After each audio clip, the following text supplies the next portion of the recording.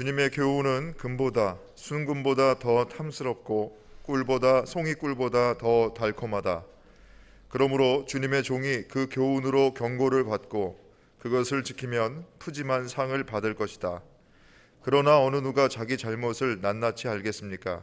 미처 깨닫지 못한 죄까지도 깨끗하게 씻어 주십시오. 주님의 종이 죄인 줄 알면서도 고의로 죄를 짓지 않도록 막아주셔서 죄의 소나기에 다시는 잡히지 않게 지켜주십시오.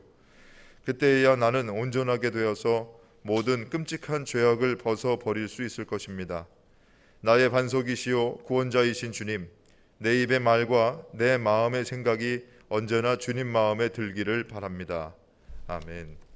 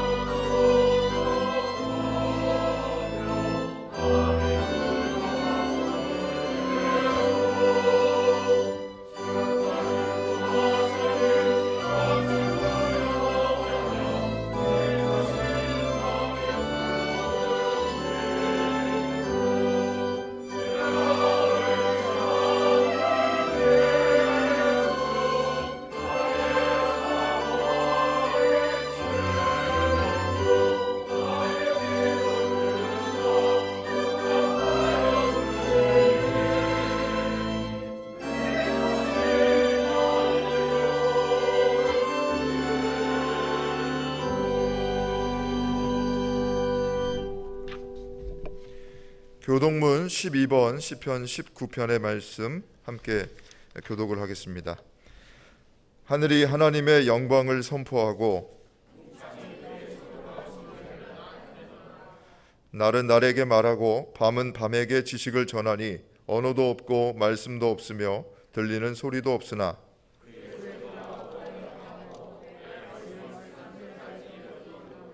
여호와의 율법은 완전하여 영혼을 소성시키며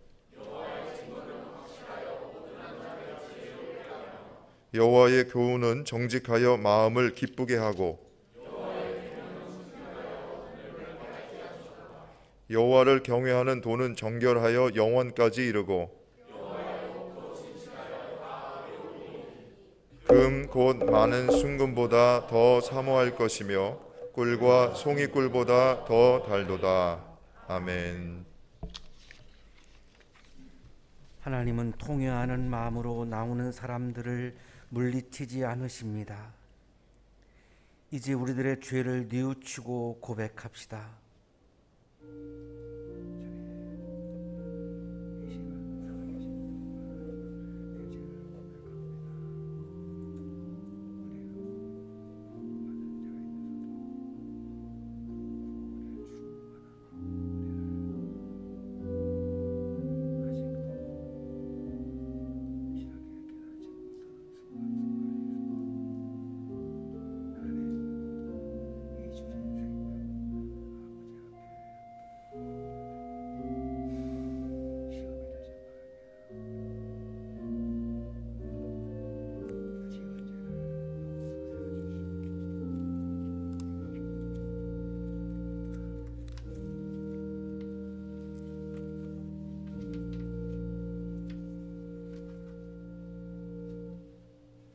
우리가 우리 죄를 자백하면 하나님은 신실하시고 의로우신 분이셔서 우리 죄를 용서하시고 모든 불의에서 우리를 깨끗하게 해 주실 것입니다.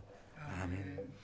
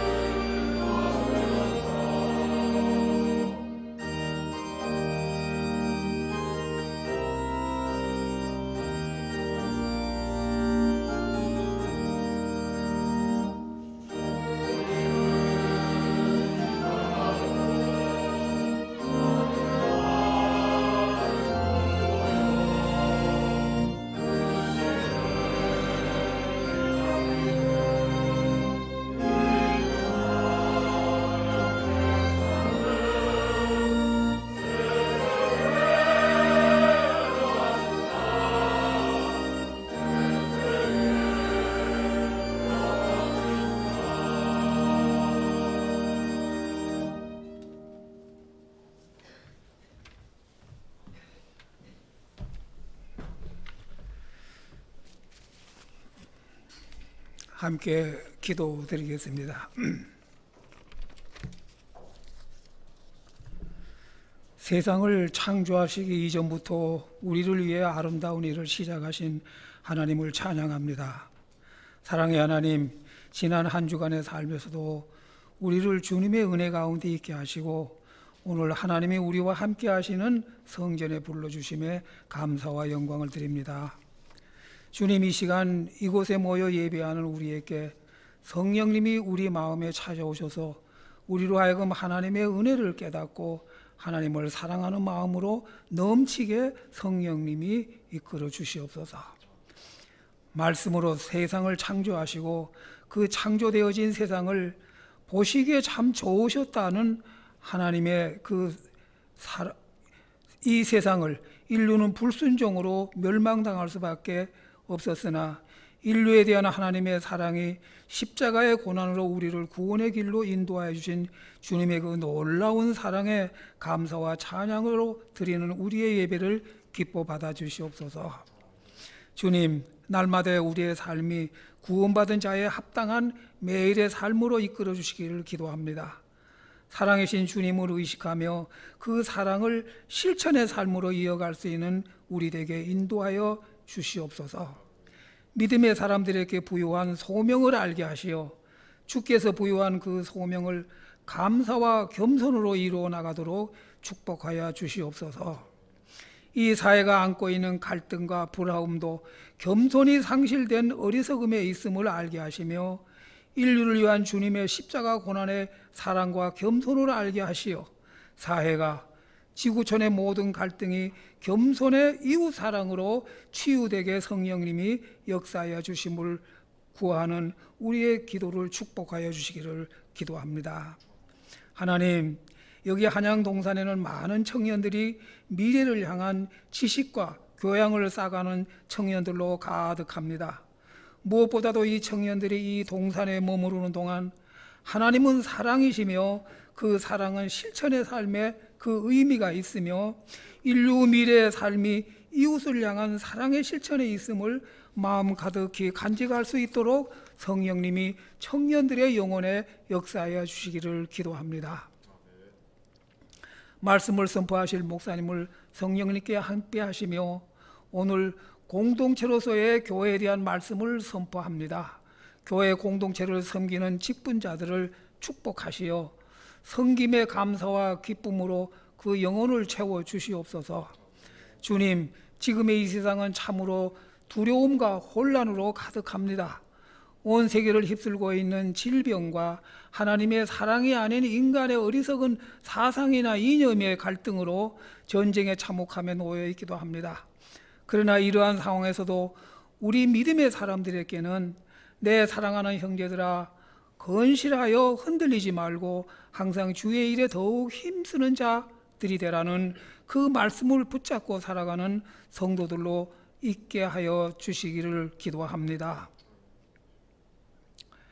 민족의 고유한 설 명절을 맞이하였습니다.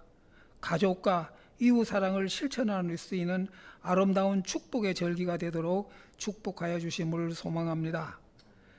미래를 알 수 없는 낯설음의 의미가 있는 이 설이기도 합니다. 이 한 해를, 미래를 알 수 없는 이 세상을 모든 하나님을 의지하여 새해를 맞이할 수 있도록 축복하여 주시옵소서. 처음과 나중 되시며 사랑이신 우리 주 예수 그리스도의 이름으로 기도합니다. 아멘.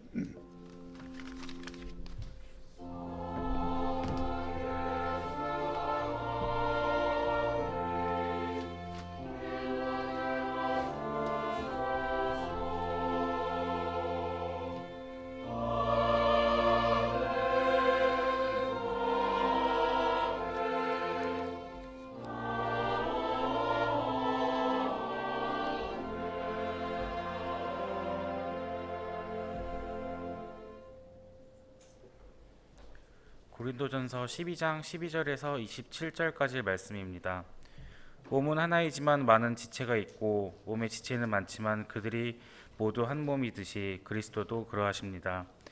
우리는 유대 사람이든지 그리스 사람이든지 종이든지 자유인이든지 모두 한 성령으로 세례를 받아서 한 몸이 되었고 또 모두 한 성령을 마시게 되었습니다.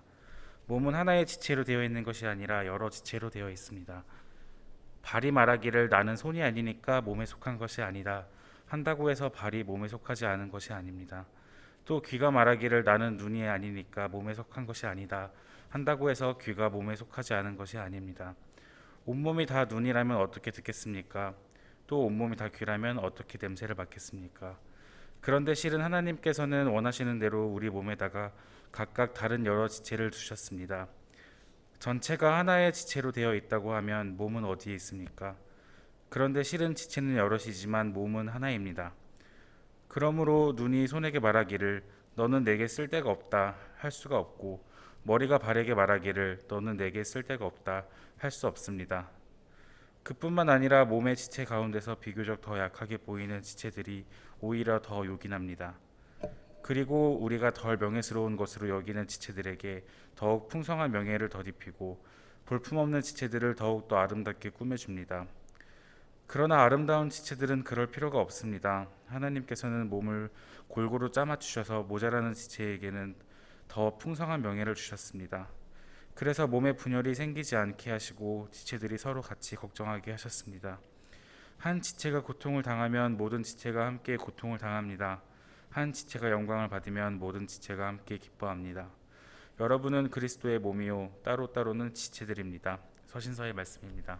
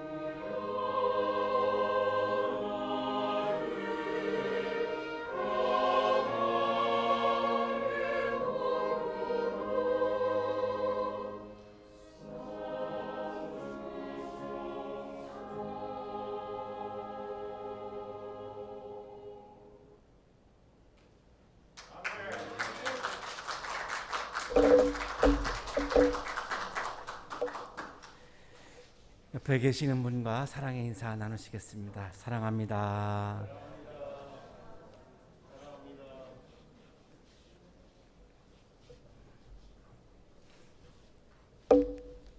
주전 5세기에 로마에서 귀족과 평민 사이에 분쟁이 일어났습니다.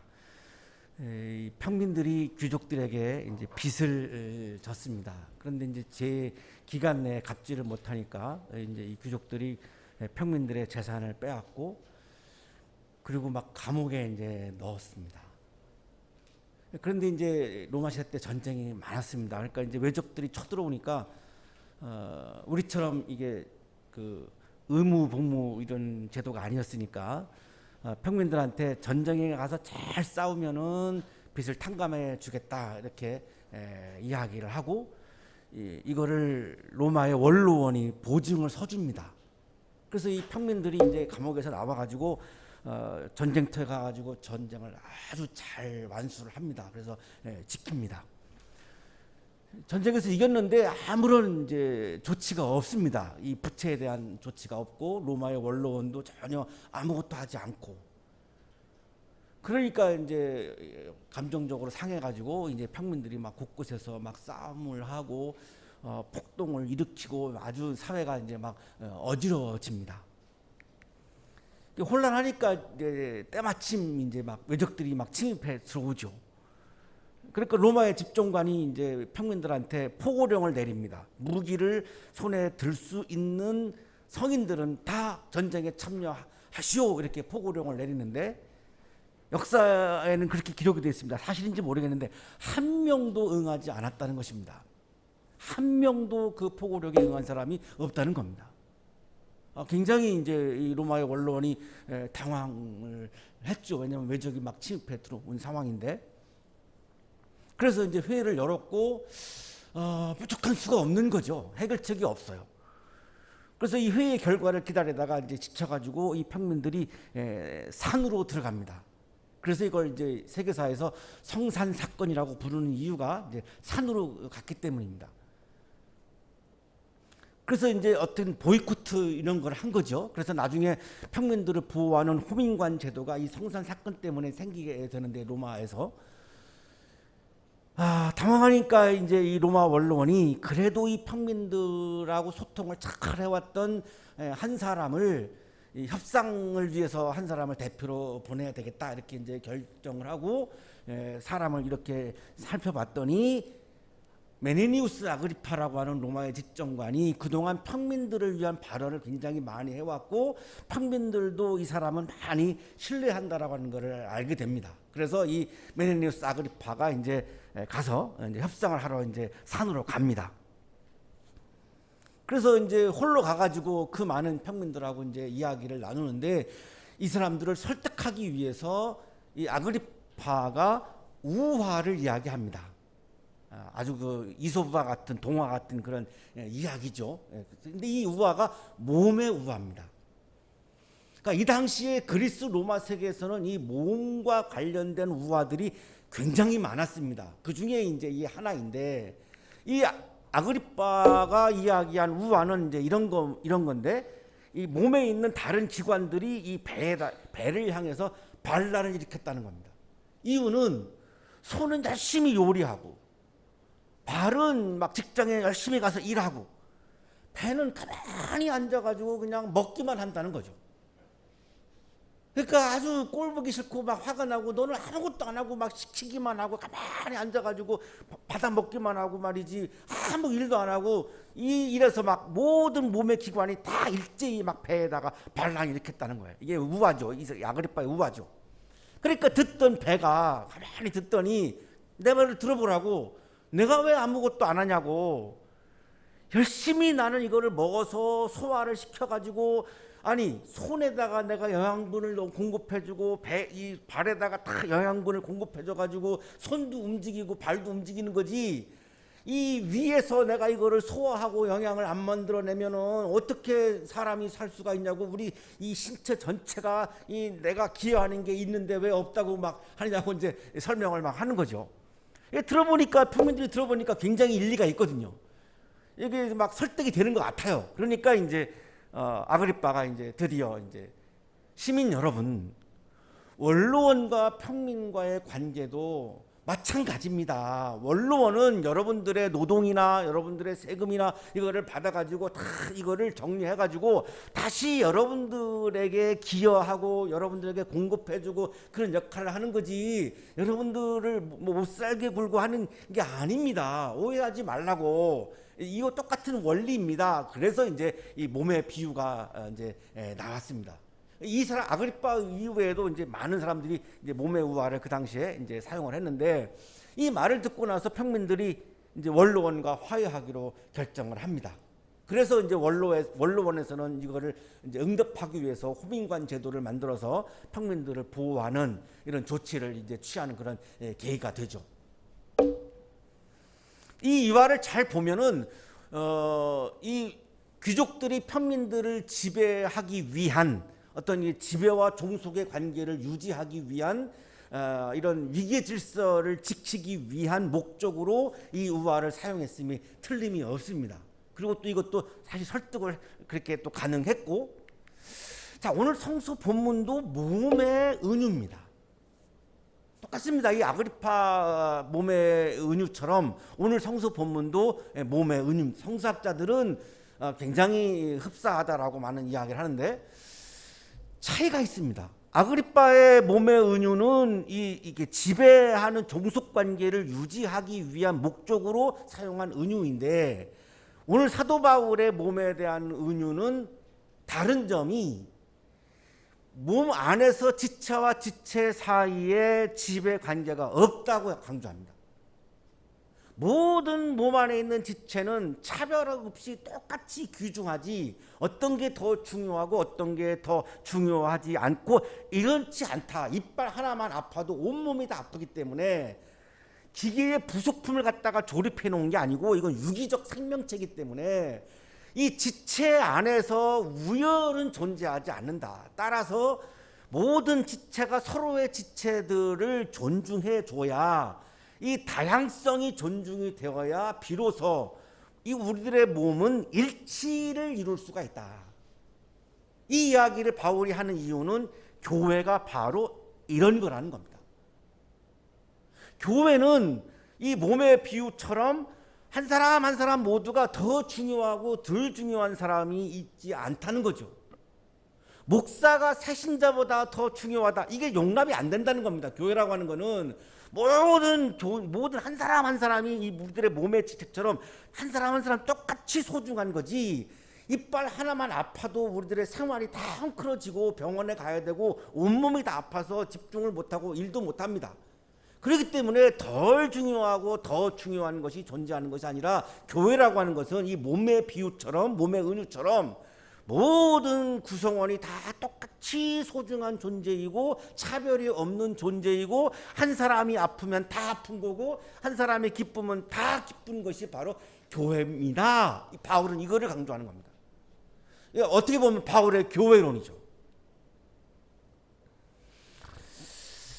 이 바울의 교회론은 중요하죠. 왜냐하면 자꾸 교회가 어떤 계급을 만든다든지 차별을 둔다든지 하는 모습들이 사실 존재하기 때문에, 진정한 교회로 가기 위해서는, 아름다운 교회로 가기 위해서는, 건강한 교회로 가기 위해서는 이 다양성 안에서 어떻게 일치를 이룰 것이냐가 매우 중요하죠.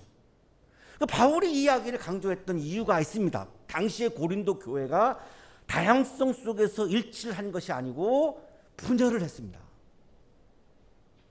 이 분열의 대부분의 이 원인은 차별에서 옵니다. 차별이 있으면 분열할 수밖에 없습니다. 그거를 모두가 다 동의할 수가 없기 때문에 그렇죠. 그러면 고린도 교회에서는 어떤 차별이 있었느냐, 어떤 분열이 있었느냐? 성령의 은사에서 비롯된 분열입니다. 이 앞에 있는 본문을 보면은, 12장 앞에 있는 본문을 보면은 성령께서 각 사람들에게 성령의 선물, 은사를 주셨다라고 하는 본문이 내용이 나옵니다. 여러분이 교회에 모일 때 여러분 가운데 분열이 있다는 말이 들리는데 그것이 어느 정도는 사실이라고 믿습니다. 이렇게 11장 18절에서 사도 바울이 말씀을 합니다. 그러니까 고린도 교회에 분열이 있다라고 하는 게 확실하죠. 자, 근데 이 분열의 원인은 은사 문제입니다. 고린도전서 12장 4절인데 은사는 여러 가지지만 그것을 주시는 분은 같은 성령이십니다. 성령께서 한 성령님이 모든 사람에게 똑같은 은사를 준 것이 아니라, 그러면 몸 전체가 이루어지지 않으니까 교회가 몸인데 다양한 은사를 주어야 그것이 연합해서 하나의 아름답고 건강한 몸을 이룰 수 있기 때문에 모든 사람에게 똑같은 은사를 준 것이 아니라 모든 사람에게 각기 다 다른 은사를 주셨다는 겁니다. 어떤 사람에게는 지혜의 말씀을, 어떤 사람에게는 지식의 말씀을, 어떤 사람에게는 믿음을, 어떤 사람에게는 병 고치는 은사를, 어떤 사람에게는 기적을 행하는 능력을, 어떤 사람에게는 예언하는 은사를, 어떤 사람에게는 영을 분별하는 능력을, 어떤 사람에게는 방언을 말하는 능력을, 어떤 사람에게는 방언을 통역하는 능력을, 이거를 다 다른 은사를 각기 주었다는 겁니다. 자, 근데 12장 마지막에 가서 성령의 은사 중에 더 큰 은사에 대해서 말씀합니다. 12장 31절입니다. 그러나 여러분은 더 큰 은사를 열심히 구하십시오. 이 앞에 쭉 은사를 말씀하시고 나서 더 큰 은사가 있습니다. 이제 내가 가장 좋은 길을, 더 큰 은사가 무엇인지를 여러분에게 보여드리겠습니다 라고 말씀하고 다음에 나오는 장이 그 유명한 고린도전서 13장 사랑의 청가입니다. 가장 큰 은사는 사랑입니다 라고 하는 말씀을 하기 위해서 사랑장을 말씀한 겁니다. 그러니 어떤 사람에게는 이런 은사, 어떤 사람에게는 이런 은사를 이렇게 다 주셨는데 고린도 교회 안에서 어떤 사람이 내가 받은 은사는 성령의 은사하고 당신이 받은 은사는 나하고 은사가 다르니까 당신이 받은 은사는 성령의 은사가 아니야 이렇게 하고 나온 거죠. 다르니까.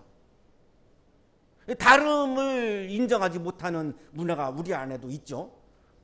어떤 사람은 성령의 은사가 다 똑같지 않아, 다 이거 서열이 있어, 이거 다 우열이 있는 거야, 방언의 은사가 이 은사 중에는 가장 이게 높은 은사야, 막 이러고 나오는 거죠. 그러니까 여기서 분열이 생길 수밖에 없습니다. 일치가 안 되는 겁니다. 이 다양성을 존중해줘야 일치가 이루어지는 건데 다양성을 존중하지 아니하면 회개라로 가든지 분열로 가든지 둘 중에 하나죠. 근데 교회라고 하는 것은 회개라를 할 수가 없죠. 강제적 집단이 아니니까. 그러니까 결국은 고린도 교회가 무슨 파 이렇게 막 분열을 해가지고 교회의 본질을 상실해 버린 거죠. 그래서 오늘 사도 바울이 이 고린도 교회의 분열을 바라보면서 몸의 은유, 몸의 메타포를 말씀한 겁니다. 오늘 성서 본문 이렇게 시작합니다. 몸은 하나이지만 많은 지체가 있고, 몸은 하나지만 지체는 다양하다는 거죠. 지체가 하나가 되어버리면은 제가 눈 하나만 가지고 살아야 합니다. 혹은 귀 하나만 가지고 살아야 합니다. 이러면 내가 불구로 살아야 합니다. 그렇기 때문에 하나님은 인간을 지으실 때에 몸은 하나로 지으시고 그 몸 안에 다양한 지체를, 살아가는 데 필요한, 생명을 유지하는 데 필요한 다양한 지체들을 주셨다는 거죠. 그 지체 중에 하나만 멈춰도 저의 온 생명은 굉장한 타격을 입게 되어 있습니다.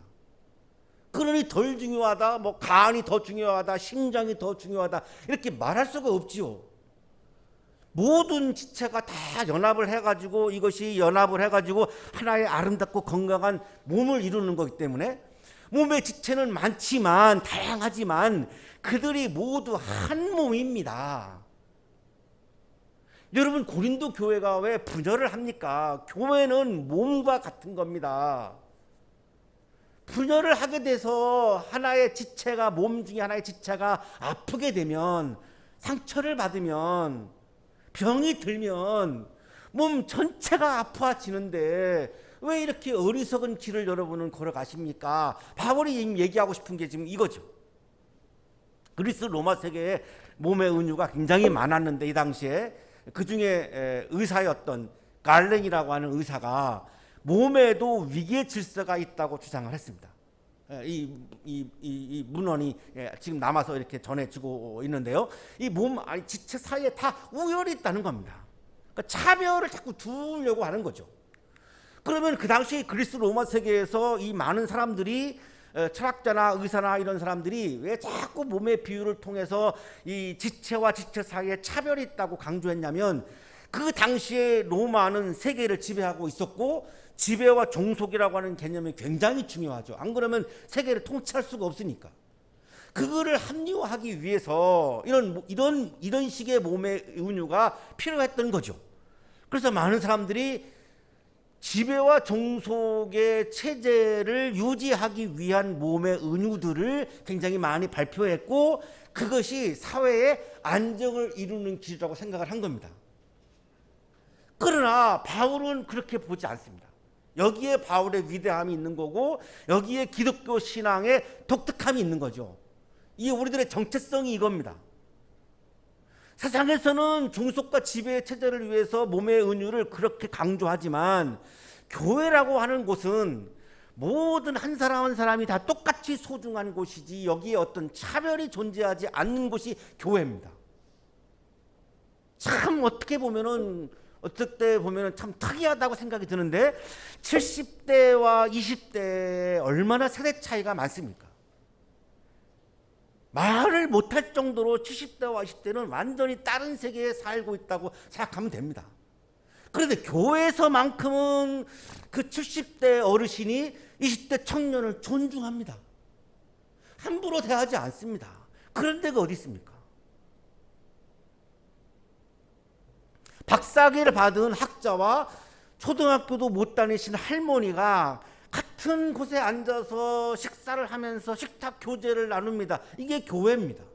세상 어디에서도 이건 볼 수가 없는 풍경이죠. 이념이 달라도 서로를 존중하고요, 생각이 달라도 함부로 대하거나 그 사람을 무시하거나 적대시하거나 그렇지 않습니다. 일반 사회에서는 이념이 다르다고 막 적대시하고 공격하지만 교회 안에서는 그런 일이 없습니다.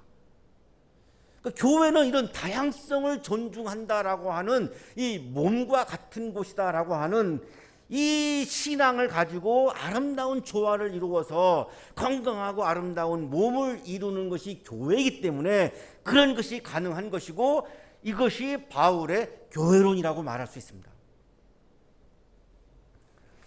왜 모든 사람들이 교회 내에서 그러면 한 지체, 한 몸을 이루는 것인가를 그 근거를 사도 바울이 말씀하는데, 그게 13절입니다. 우리는 유대 사람이든지 그리스 사람이든지 종이든지 자유인이든지 혈통이 어떻든지 신분이 어떻든지 이런 말이죠.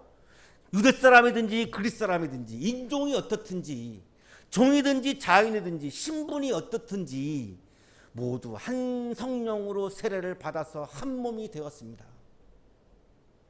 그리스도인이란 교회 안에 우리가 모여있는 우리는 그 사람이 어떤 직업을 가진 사람이든 어떤 경제력을 가지고 있던 어떤 건강을 가지고 있던 어디 출신이든 다 다른데, 교회에서는 우리가 다 한 성령으로 똑같이 세례를 받아가지고 한 몸이 되었다는 것을 강조하는 겁니다.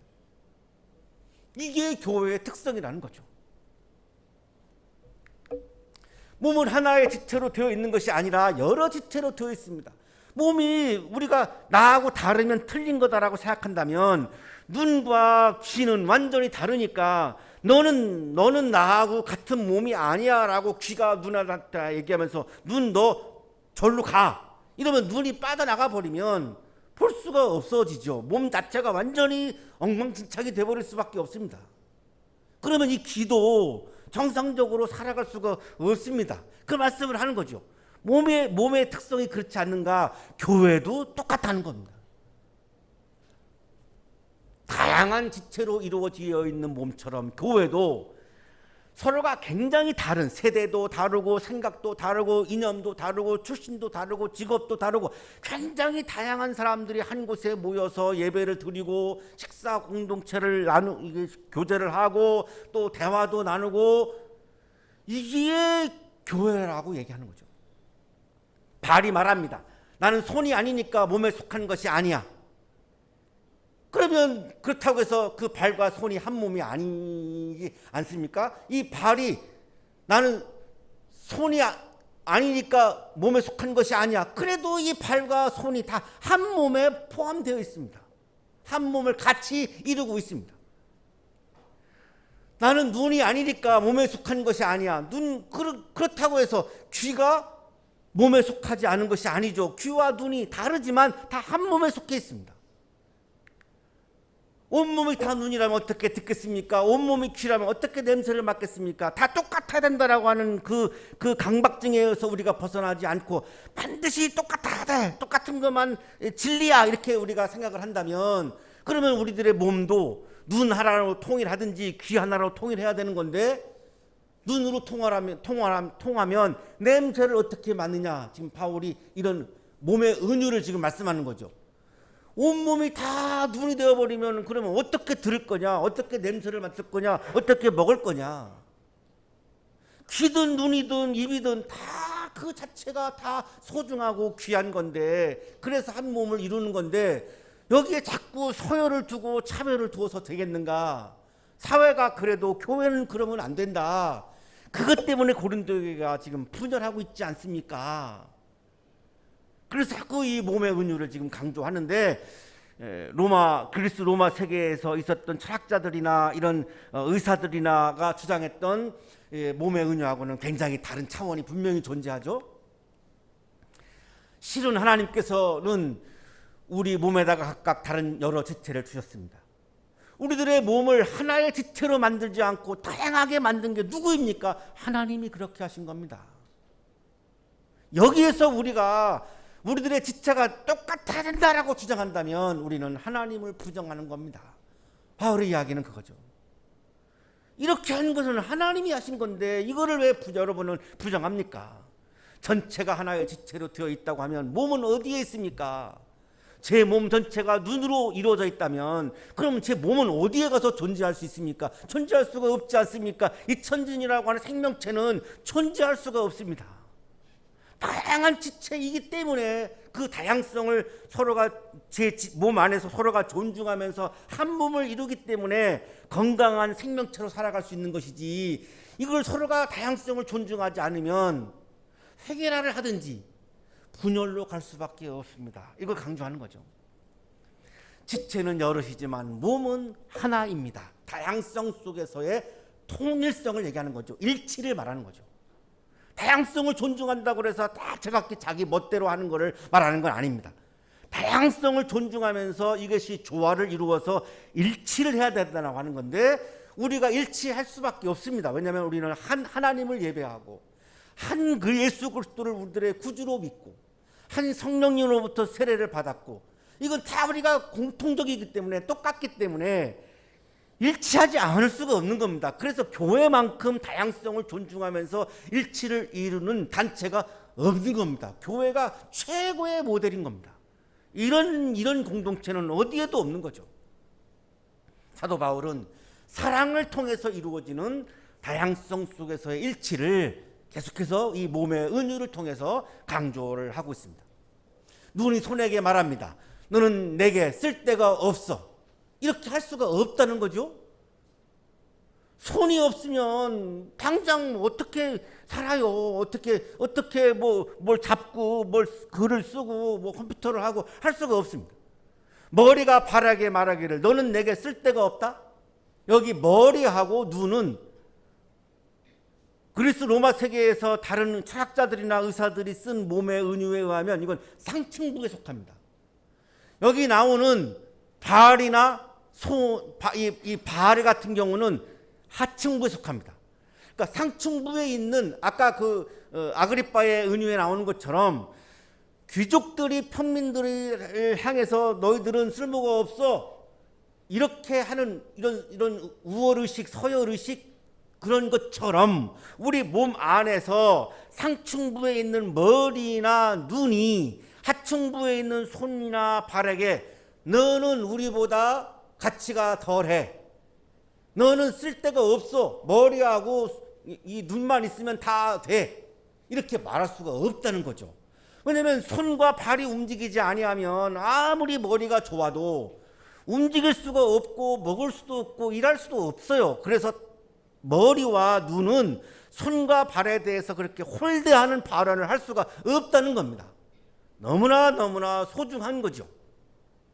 몸의 지체 가운데서 비교적 더 약하게 보이는 지체들이 오히려 더 요긴합니다. 바울의 몸의 은유에서 아주 클라이막스로 이제 막 갑니다. 정말로 그 당시에 존재했던 몸의 은유하고는 너무나 다릅니다. 이게 특성이 지금 막 22절에서 이제 막 본격화됩니다. 자, 그런데 다 귀중하고 소중한데 하나의 생명체가 아름다운 몸을 이루고 건강한 몸을 이루기 위해서는 약한 부분을 더 신경 쓰고 보완해 줘야 된다는 겁니다. 우리가 생활하면서 제가 손가락이 아프면 다른 거가 관심을 안 갖고 손가락에만 집중을 합니다. 그리고 병원에 가서 손가락을 치료하시는 의사 선생님을 만납니다.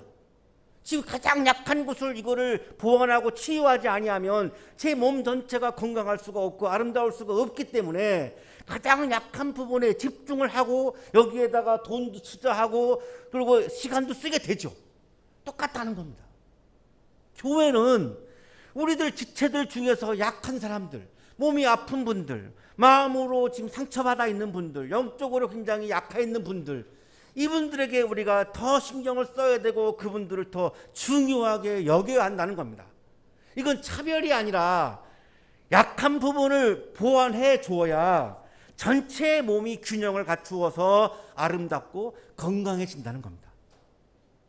당시에 다른 몸의 비유하고 확연히 다른 부분이 이제 여기서 이렇게 나오는 거죠.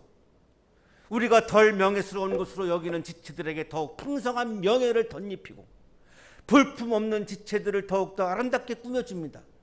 우리 안에서 약한 사람들에게 더 우리는 높여주고 더 세워주고 해야 한다는 거죠.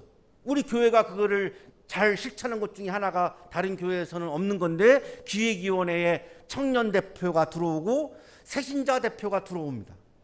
이거 다른 교회 어디 대한민국 어느 교회도 없습니다. 이렇게 한 이유가 뭐냐면 약한 분들을 우리가 자꾸만 더 세워야 한다라고 하는 이 바울의 교회론에 입각한 겁니다. 그래야 우리 교회 전체가 더 아름다워지고 더 건강해진다라고 하는 이 바울의 교회론에 입각한 거죠. 상층부에 속해 있다라고 생각하는 사람들은 하층부에 속해 있는 사람들에게 더 그들을 높여주고 존중해주고 더 칭찬해주고 격려해주고 그렇게 해야 몸 전체가 더 건강해지고 아름다워져서 교회라고 하는 생명체가 튼튼해지고 그리고 아프지 않고 그리고 타락하지 않고 건강하고 아름다운 교회의 공동체가 될 수 있음을 조금 바울은 강조합니다. 아름다운 지체들은 그럴 필요가 없습니다. 이미 아름다운 상층부에 있는 존재들은 이미 아름답고 건강함을 다 갖추었기 때문에 거기다가 뭘 더하지 않아도 된다는 거죠. 그거를 약한 하층부에 있는 사람들에게 더 자꾸만 더 덧입혀줘야 전체적으로 아름답고 건강해진다라고 하는 걸 강조하죠. 그래서 몸에 분열이 생기지 않게 하시고 그렇게 해야 분열이 안 생기고 지체들이 서로 같이 걱정하는 사랑의 공동체가 된다는 겁니다. 그러나 약하다고 해서 업신여기거나 우리 교회는 전혀 그런 게 없죠. 그런데 이제 그런 교회들 중에 교회 중에는 그런 모습을 가지고 있는 교회들도 존재합니다. 자, 그렇게 하면 분열이 일어날 수밖에 없다는 겁니다. 그게 고린도 교회가 우리들에게 보여준 교회죠. 몸의 분열이 일어나지 않고 지체들이 서로 사랑하는 관계가 형성되고 이것이 바로 다양성 속에서의 일치라고 하는 개념입니다.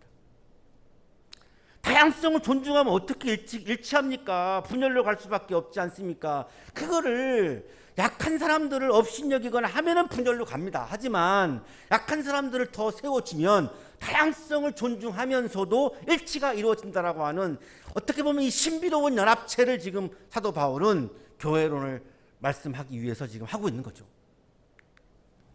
한 지체가 고통을 당하면 모든 지체가 함께 고통을 당합니다. 한 지체가 영광을 받으면 모든 지체가 함께 기뻐합니다. 일반 사회에서는 너는 너고 난 나야 라고 하는 식이지만 교회라고 하는 것은 한 사람이 아프면 우리가 다 아프죠. 그래서 기도합니다. 위로합니다.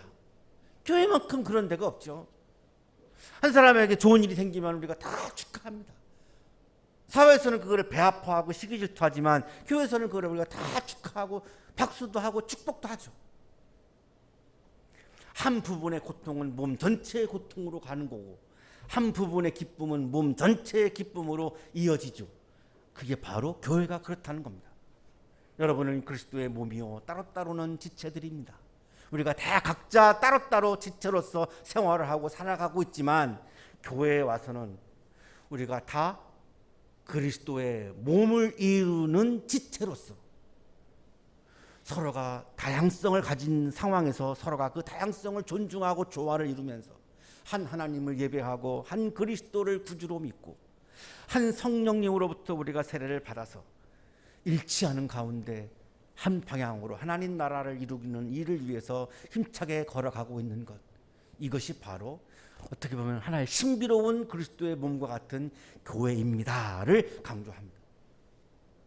사랑하는 한양 가족 여러분, 그리스 로마 세계의 몸의 은유는 전체를 위해서 부분의 아픔을 감수하라고 강조합니다. 약자들을 배려하지 않습니다. 약자들의 복종과 희생만을 강요합니다. 그러나 몸에서 부분의 아픔은 전체의 아픔으로 이어질 수밖에 없습니다. 그래서 사도 바울은 약한 사람들을 먼저 배려하고 사랑하라고 강조합니다. 몸 전체가 건강하려면 약한 부분을 우선적으로 돌보고 치유해야 한다는 것이죠. 교회는 교회 자체의 이익을 우선하는 이기적인 단체가 아닙니다. 약한 사람들을 먼저 배려하고 사랑하는 다양성 속에서의 일치를 이루어가는 신앙 공동체입니다. 우리 한양대학교회가 다양성을 존중하며 일치를 이루고 약한 사람들을 배려하고 사랑하는 아주 건강하고 아름다운 그런 교회가 되기를 간절히 축원합니다.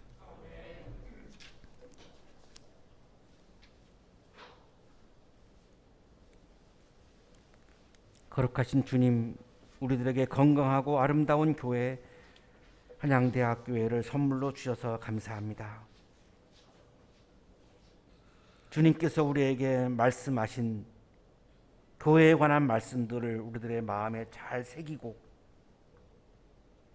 서로가 다름을 존중하고 다양성을 서로가 존중하고 조화를 이루며 하나님을 예배하고 한 분 예수 그리스도를 구주로 믿고 한 성령님으로부터 세례를 받으며 하나님 나라를 향해서 손붙잡고 함께 힘차게 행진하는 건강하고 아름다운 교회로 계속해서 더욱더 성장해 갈 수 있도록 우리 한양대학교회를 사랑해 주시고 복에 복을 더하여 주옵소서.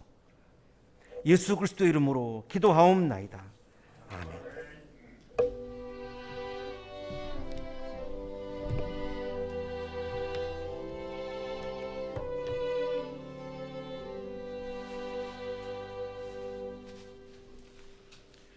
자, 교회 소식 알려드리겠습니다. 자, 오늘은 주연절 후 셋째 주일이자 민속 고유의 명절 설입니다. 오늘도 믿음으로 예배드리시는 우리 한양대학교의 모든 교우 여러분들에게 주님의 은혜와 평강이 함께하시기 바랍니다.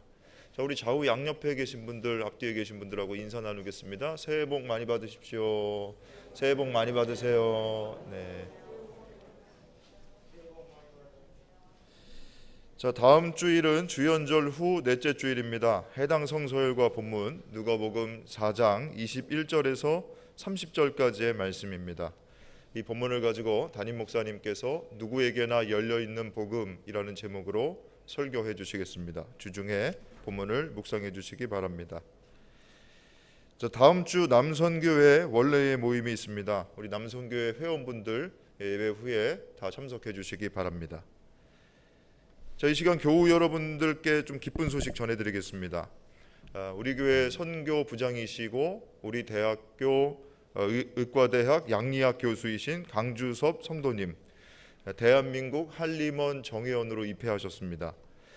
한림원 정회원으로 입회하는 것 말씀 들어보니까 상당히 어려운 일인데, 참고로 말씀드리면 이 한림원은 우리나라 의학 발전에 기여하기 위해서 창립된 의학 분야 관련 전문 분야의 최고의 석학단체입니다. 제가 전해 듣기로는 지난 20년 창립 이후 20년 동안 총 6명의 정회원을 이제 선출했는데 이번에 강주섭 성도님 7번째 회원으로 입회하셨다고 합니다. 참 감격스럽게도 이 양리학 분야에서는 우리 한양대 의대 최초 정의원이시라고 하는데 오늘은 이제 설 맞아서 지금 고향 방문 중에 계십니다. 나중에 만나게 되시면 여러분 축하해 주시고 응원해 주시고 또 우리 한양대학교 다른 구성원들도 각계각층 다양한 분야에서 좋은 결과 얻을 수 있도록 계속해서 기도해 주시기를 바랍니다. 자, 우리 한번 박수 한번 하실까요? 네, 이 자리에는 안 계시지만 축하합니다. 자, 이 시간 교우 여러분들에게 좀 반가운 얼굴 좀 소개해드리도록 하겠습니다. 먼저 우리 오르간 반주로 수고하고 계시는 한은미 성도님의 아들 되시는 우리 심성훈 학생 오늘 교회에 방문하셨습니다. 네, 잘 나오셨습니다. 네. 우리 심성훈 학생은 올해 이제 토목건축공학과 대학원에 석사과정 입학하게 됐습니다. 아주 좋은 결과 얻어서 앞으로 공부하게 될 텐데 여러분 격려해 주시고 이후로도 계속해서 기도해 주시기 바랍니다. 자, 다음으로는 다음으로 좀 소개해 드릴 분은 문인협회 회원이시고 또 수필가이시면서 우리 한양대학교의 여선교회 회장님 모친 되시는 세문안교회 장명순 권사님 자리해 주셨습니다. 잠깐 자리에서 일어나실까요? 네, 여러분 환영의 박수 보내드리도록 하겠습니다. 네, 자리해 주셔서 감사합니다.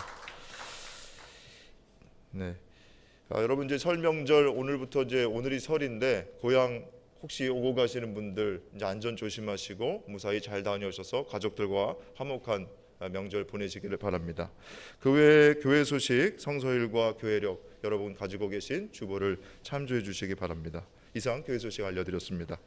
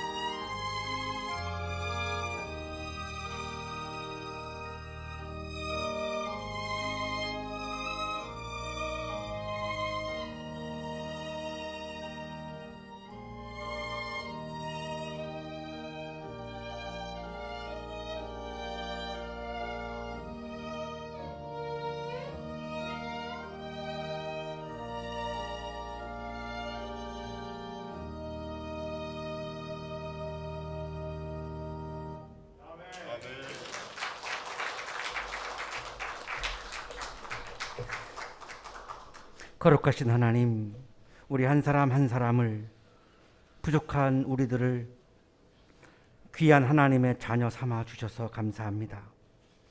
그리스도시여, 부족하지만 우리 한 사람 한 사람을 우리를 구원해 주시는 은혜에 감사드립니다.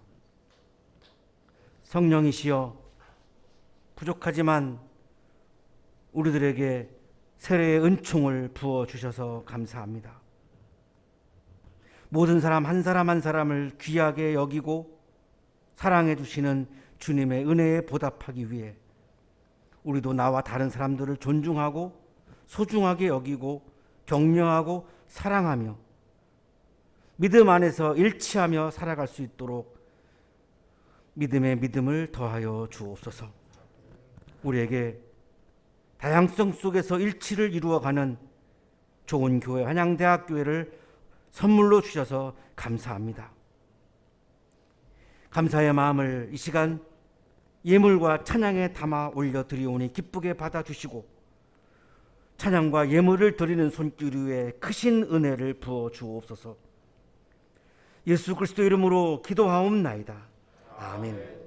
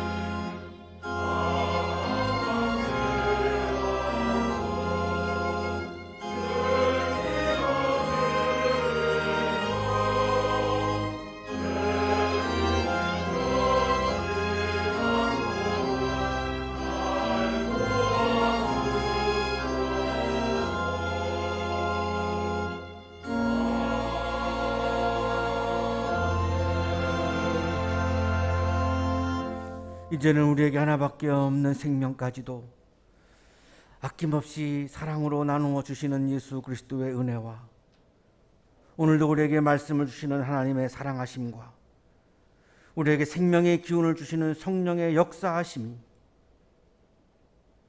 나와 다른 사람들도 소중하게 여기고 함께 조화를 이루며 일치하여 하나님의 나라를 향하여 함께 손붙잡고 힘차게 걸어가는 믿음의 삶을 결단하며 세상을 향하여 힘차게 나아가는 우리 모든 한양 가족들의 삶 속에 지금부터 영원토록 함께 하시기를 간절히 축원하옵나이다. 아멘.